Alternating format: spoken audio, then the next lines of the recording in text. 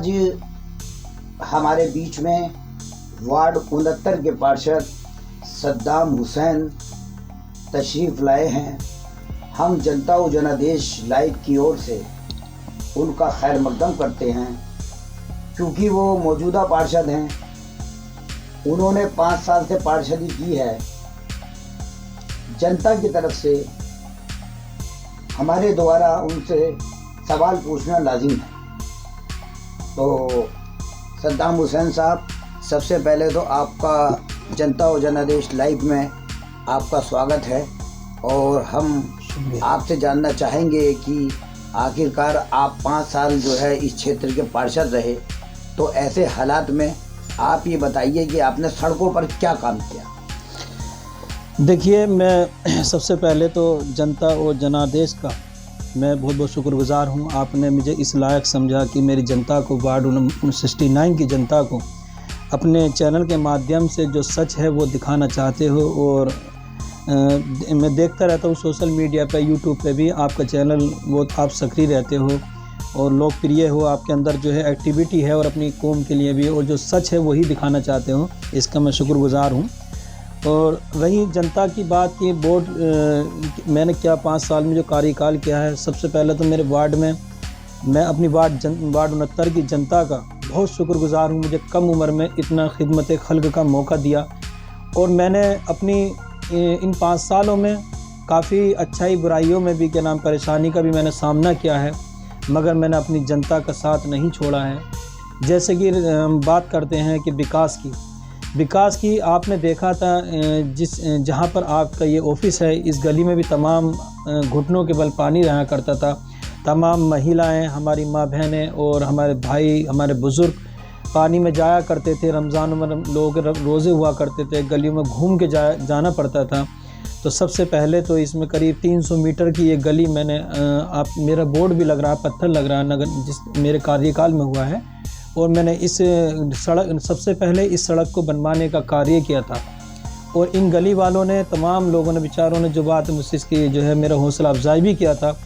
और मैंने इसी तरह से वार्ड 69 के अंदर, जैसे कि पीर के बाज़ार से रहमान पान वाले हैं, पीर के बाज़ार में जब हम लोग संबल रोड से एंट्री करते हैं, वहाँ से जो पुरपार से हसन मेडिकल तक का जो कार्यकाल हुआ है, रोड बना है, जो वो भी मेरे कोटे से बना था, मेरे ही कार्यकाल में बना। और हसन मेडिकल से लेके जयंतीपुर जो तिराहा पड़ता है, जो काला डामर पड़ा हुआ है, वो भी मेरे कार्यकाल से ही पड़ा हुआ है, मेरा ही पत्थर लगा हुआ है। मैंने देखा था वहाँ पर भी ज़्यादातर लोग परेशान हुआ करते थे। वार्ड 69 की जो जनता थी, उनके जो मेहमान आया करते थे, जैसे कि बारात या मौत-जीत में तमाम लोग गालियाँ बकते आते थे कि कैसा मोहल्ला है, ये कैसा करूला है, कैसा शहर है, कैसा महानगर है। तो इस तरह की लानती सुन के मतलब जो जनता परेशान हुआ करती थी, तो हमारे पास मुझसे शिकायत की, मैंने उसका उनके अपने वादे पे खरा उतरा। कुल मिलाकर के ये बताइए कि लगभग कितने करोड़ का, कितने पैसों, कितने करोड़ का काम आपके द्वारा सड़क में है के विकास में किया गया। देखिए, करीब पूरे वार्ड नंबर 69 में जितना पूरे शहर में जितने भी वार्ड होते हैं, विकास तो सबको बराबर का ही मिलता है। मगर कुछ पार्षद ऐसे होते हैं सीले हुए से, जैसे मुरझाए हुए से, जो अपनी जनता का हक मांगना नहीं जानते हैं, जनता का जो हक है वो नहीं मांगते हैं। मगर मैंने आपने देखा है, मुझे भी सोशल मीडिया पर और बाकी जनता के जवाब आता रहता है कौन पार्षद किस तरह से काम कर रहा है। तो मैंने जो है करीब ऐसे मेरे वार्ड में करीब 5-6 करोड़ रुपए का काम विकास हुआ है जी। इसके अलावा आपने जो है विद्युत व्यवस्था पे क्या काम किया, पोल्स वगैरह कैसे लगवाए, जहाँ पर लाइट की व्यवस्था आपसे पहले जब आपके कार्यकाल था उससे पहले वहाँ पर लाइट की व्यवस्था नहीं थी, तो उस पर आपने क्या काम किया, बताएं ज़रा। देखिए, पहली बात तो जो इस हमारे जो क्षेत्र है वार्ड नंबर 69 काफ़ी पुराना क्षेत्र हो चुका है। ज़्यादातर पोल वगैरह तमाम बिजली की जो व्यवस्था है वो ठीक है। कुछ जो कमी थी, जैसे कि हमारे जमाली मस्जिद के सामने वाली गली में पोल नहीं थे, तमाम मैंने 20-25 पोल वहाँ पर लगवाए। और तब जो अंधेरा रहा करता था, मैंने वहाँ पर लाइट की भी व्यवस्था कराई। और जैसे कि जो लोग बिजली विभाग द्वारा जो परेशानी जो प्रताड़ित किया जाता था जनता को बिजली विभाग द्वारा, जैसे कि खाम का चेकिंग वगैरह, ये वो इस तरह का जो भी जनता मेरे पास इस तरह से काम लेकर आई, मैंने उनका जो है अपने वादे पे खरा उतर कर उनकी मैंने मदद की है।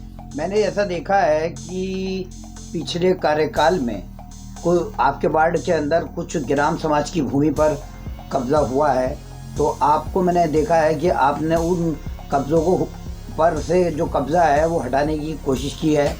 और उसमें आप क्या कहना चाहेंगे कि आपने ग्राम समाज की ज़मीन पर किस तरीके से कब्ज़ा हटवाया है या नहीं, आपने कोशिश की है या नहीं, इसके बारे में जानकारी दें। देखिए, इस सरकार में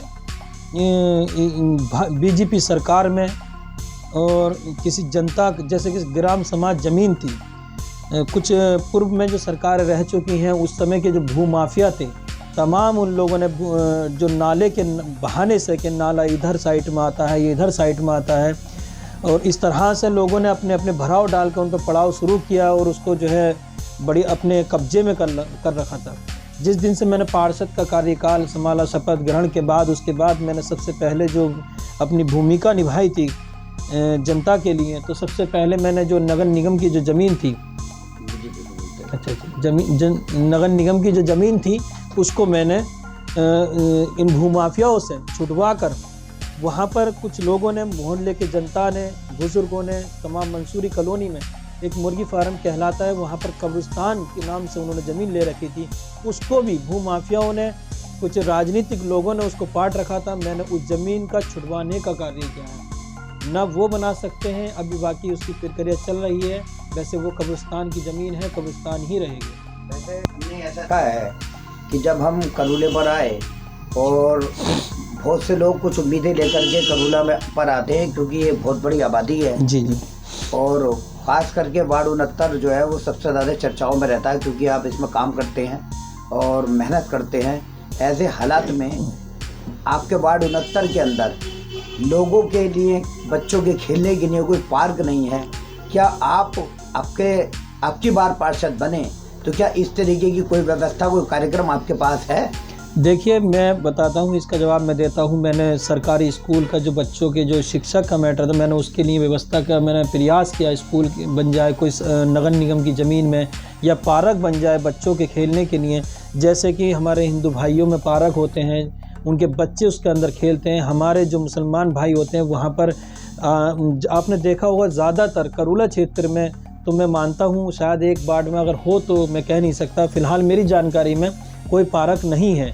तो मैं चाहता हूँ कि जो नगर निगम की ज़मीन है वहाँ पर बच्चों का जो पार्क बनाया जाए, और पार्क में जो नहीं बनवा सका उसकी जो कमी बेसी जो रह गई है, क्योंकि मैं तो जनप्रतिनिधि था, मैंने मेहनत करी। मैं अपने जो सरपरस्त होते हैं, जैसे कि हमारे विधायक एमएलए जो हमारे अपने हैं, मैंने उनसे कहा, मगर उनकी सत्ता में ना होने, विपक्ष के नेता होने के कारण वो हम अभी उसमें कामयाब नहीं हुए। अगर मैं दोबारा अल्लाह का हुक्म हुआ और मैं पार्षद बना तो इंशाअल्लाह सबसे पहले जो मेरा टारगेट है वो यही है कि पार्क और स्कूल की व्यवस्था कराई जाए। ऐसा है कि बड़ा अहम सवाल है और बहुत गंभीर मैटर है कि इस वार्ड की जनता, क्या हर वार्डों की जनता सबसे पहले सफाई व्यवस्था चाहती है। तो सफाई व्यवस्था में आपने 5 सालों के लिए क्या इंतज़ाम कराया लोगों के लिए? देखिए, जो पूर्व में कर्मचारी हुआ करते थे, पहले 10-10 साल से कर्मचारी वार्डों में थे। जब हम पार्षद बने तो हमने देखा, तो सबसे पहले मैंने कर्मचारियों को टारगेट किया। जैसे 20-22 कर्मचारी एक वार्ड में होते हैं 25,000 की आबादी में। तो मैंने जो पुराने पूर्व में, मतलब पुराने समय से जो टिके हुए कर्मचारी थे, जो अपने घरों पे बैठे थे, मैंने उनको चेंज कराने का कार्य किया है। मैंने उनको चेंज कराया है, और करीब 12-13 कर्मचारी मैंने जो पुराने थे वो इस वार्ड से दूसरे वार्ड में ट्रांसफ़र करा दिए गए हैं, और जो नए कर्मचारी हैं वो आके उन्होंने जो सच है उन्होंने काम संभाला है और अच्छी सफाई व्यवस्था होती है।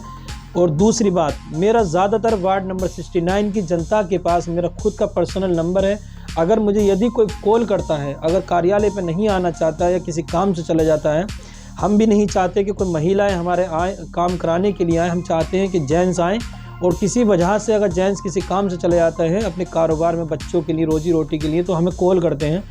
हम उनके फ़ोन पे ही, कॉल पे ही उनकी सफाई व्यवस्था, शादी ब्याह की मस्जिद के लिए एकदम तुरंत तत्काल प्रभाव से उसको करा दिया जाता है। ऐसा है कि प्रधानमंत्री आवास योजना जो कि मुरादाबाद के सभी जगहों पर और पूरे उत्तर प्रदेश में चली है, ऐसे हालात के अंदर आज भी सैकड़ों की संख्या में लोग बेघर हैं।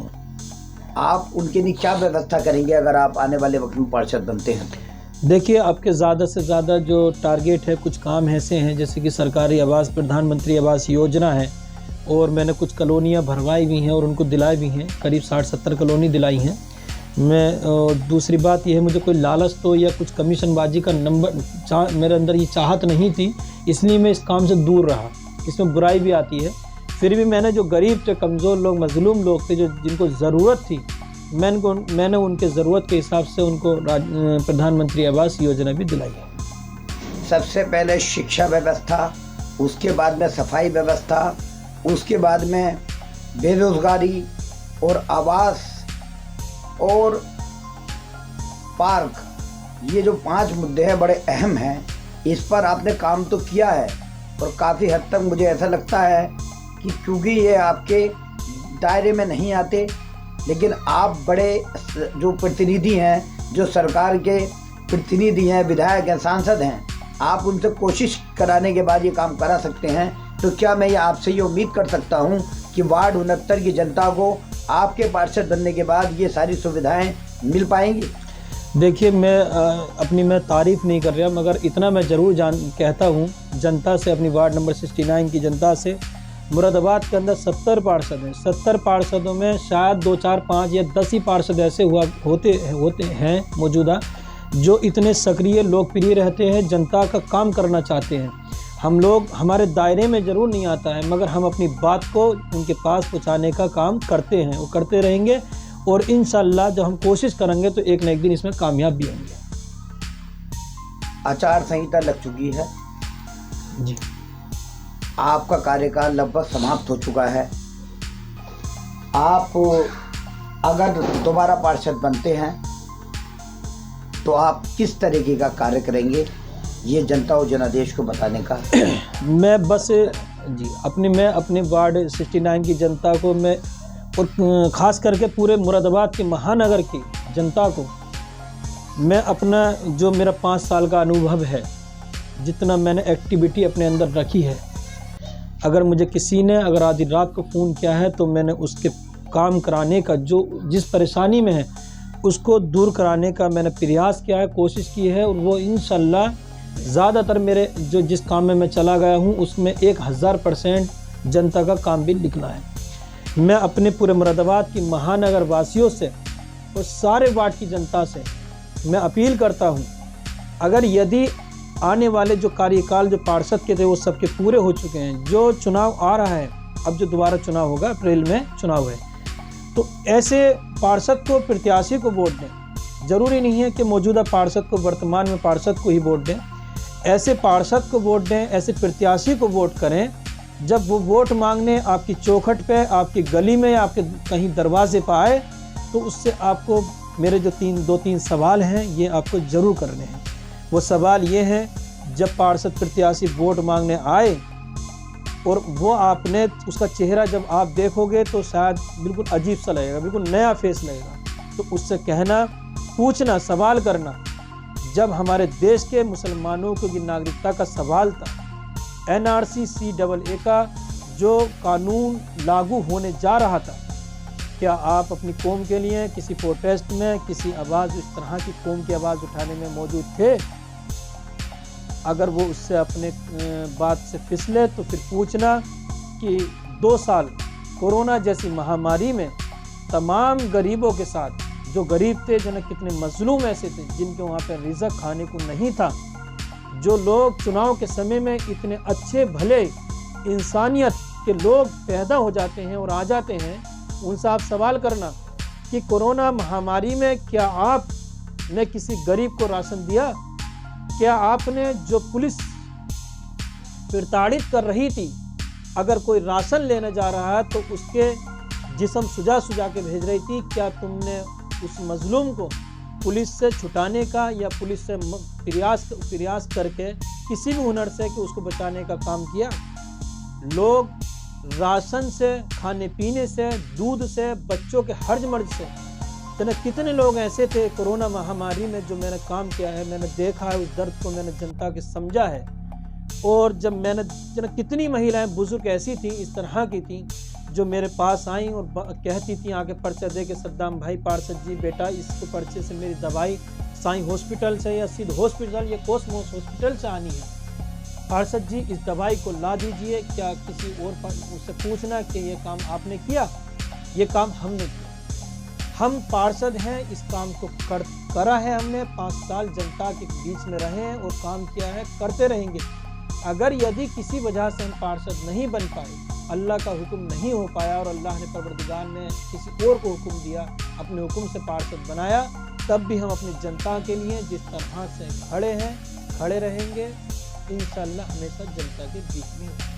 हमारे बीच में अभी मौजूदा पार्षद जनाब सद्दाम हुसैन अपने विचार व्यक्त कर रहे थे और वो जो उनके कार्यकाल के अंदर जितनी भी काम विकास कार्य हुए थे वो लोगों को, जनता को उससे अवगत करा रहे थे और उन्होंने ये भी बता दिया कि अगर जनता उनको इस बार पार्षद बनाती है तो वो किस तरीके के कार्य अपने वार्ड में कराएंगे।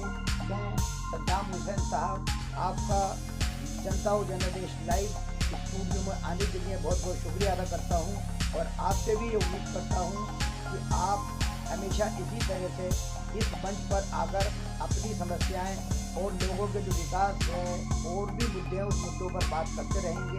मैं अल्लाह से, खुदा से, भगवान से आपके उज्जवल भविष्य की कामना करते हुए ये उम्मीद करता हूँ कि आने वाले वक्त में भी सद्दाम हुसैन जैसे लोग पार्षद बने इंशाअल्लाह।